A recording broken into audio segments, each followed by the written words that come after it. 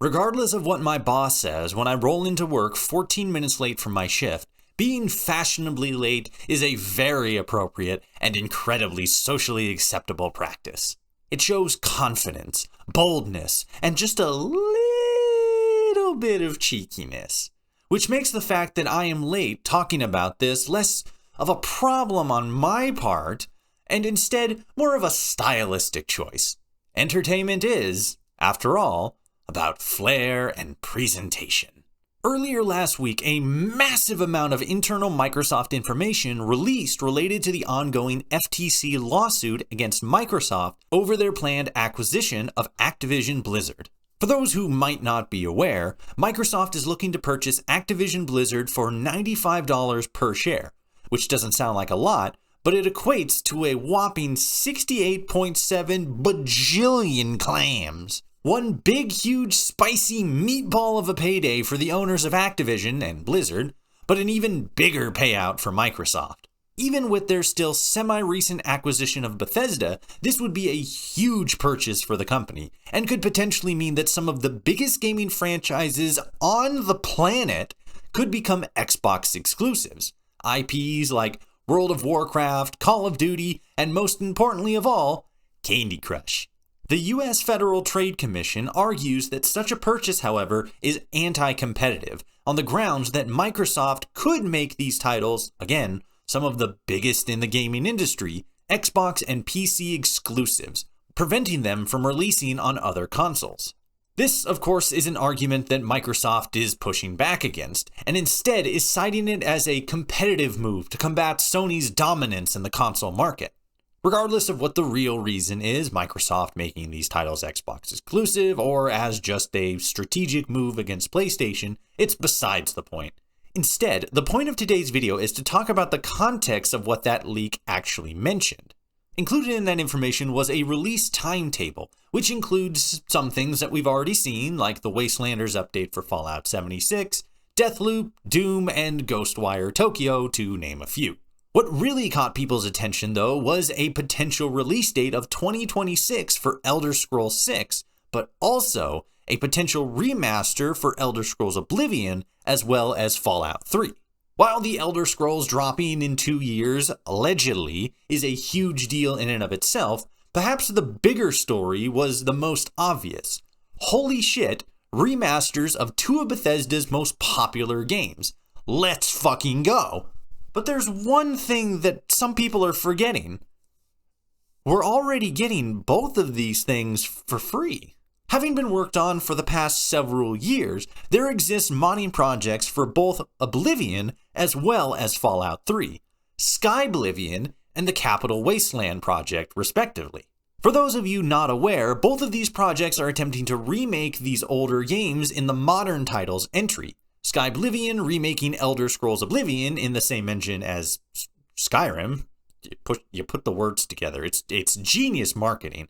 And the Capital Wasteland project remaking Fallout 3 in Fallout 4's engine. While, as far as I know, there is no playable demo or levels or anything for Skyblivion, but Fallout fans were treated to the CWP version of Point Lookout back in May of 2022.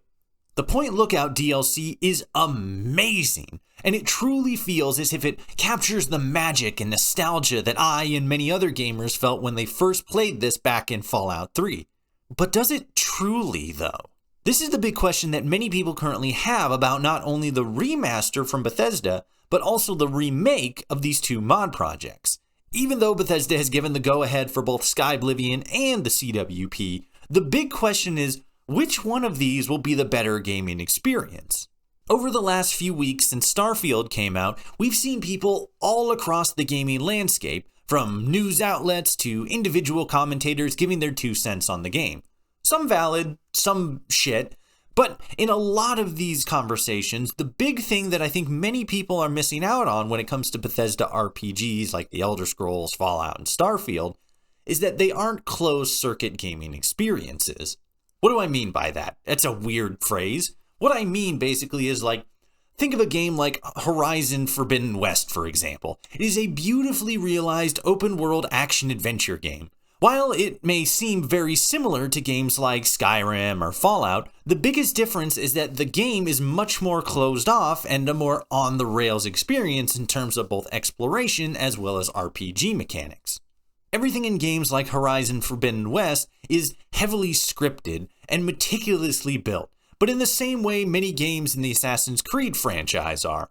Well made, but very set in a sandbox environment where nothing really happens that wasn't preordained or scripted. Sort of like when you go to Disneyland and everything is set up and curated in a specific way so that you have a specific kind of experience.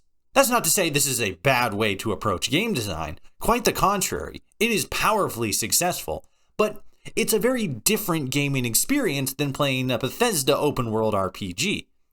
Obviously.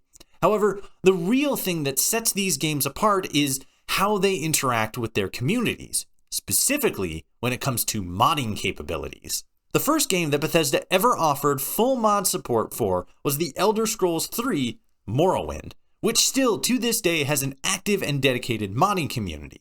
This has been a constant pattern in every single game that they've released, and one that Bethesda has doubled down on again and again and again with each consecutive game since. This ethos when it comes to game creation can most notably be seen in Starfield, specifically with the over 1,000 different planets and moons scattered across the game's galaxy. While many just see barren wastelands of rock and dust, others see wide open spaces in which to build outposts with fantastic, breathtaking views, and modders see truly unlimited potential and space to tell their own unique stories.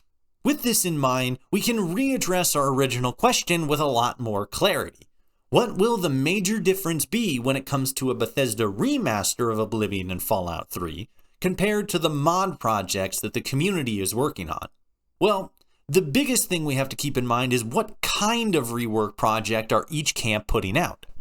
Bethesda is working on a remastered version of their old games, meaning that they're going to be touching up older graphics, smoothing out bugs and wrinkles, and slapping a fancy coat of HD paint with better lighting and releasing the game as is, very similar to what they did with Skyrim's Ultimate Edition.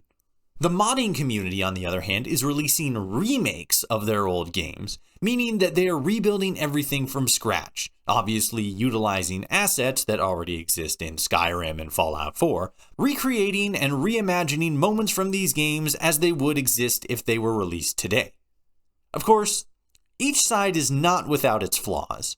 In recent history, modding in the Bethesda sphere has been plagued with controversies, allegations, poor craftsmanship, and pretty much all the telltale signs of,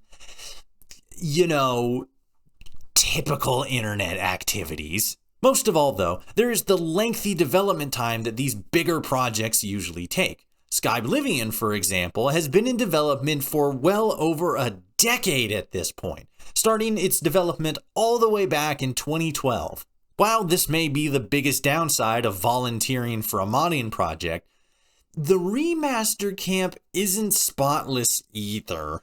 For as much as we have all tried to push it out of our collective memories, Rockstar Games' remaster of Grand Theft Auto: The Trilogy, which covered GTA 3, Vice City, and the beloved San Andreas, was practically universally disliked for its poor graphical quality. While, as I said, remasters are just a shinier version of older games, Rockstar somehow took that already bare-bones concept and doubled down on the seeming lack of quality, which is really weird because quality in gaming is kind of Rockstar's whole shtick. Like, honestly, can you look me dead in the eye and tell me that this looks good? Because the NPCs sure can't. This, obviously, has put a bad taste in people's mouths when it comes to the idea of a remaster of practically any sort. And since Bethesda already has a bit of a spotty track record as is, it's understandable that some people might be a little skeptical of a remaster from one of the biggest names in RPG gaming. This, I think, gets to the question that a lot of people have been asking themselves. Which one will be better?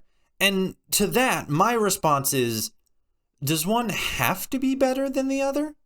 Because each project will be approaching the process of recreating these games from a different angle, I think that it will be a fantastic opportunity not to compare the two, but to see where the mindsets of both Bethesda as well as the modding community currently sit in terms of the focal points for their development processes.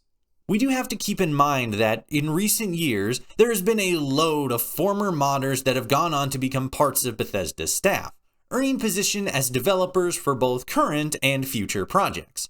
Whether these modders are actually working on these projects is as of yet unknown, but it will nevertheless be a fantastic opportunity to see just how modders have affected Bethesda's creative process and how Bethesda games have inspired the modding community as a whole.